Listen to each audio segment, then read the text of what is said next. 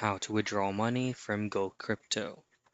Now, take note that if you are using the Gocrypto simulator via the Google Play or any available app store that you use on your mobile device, you won't be able to withdraw anything from it since this is just for educational purposes or a demo account that you're using if you downloaded the Gocrypto simulator.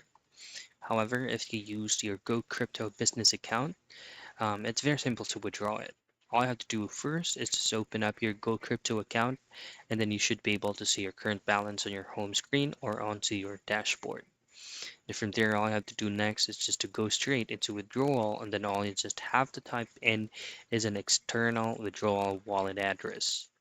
Once you've tapped in your withdrawal wallet address, you should be able to input the specific crypto amount on how much you would like to withdraw.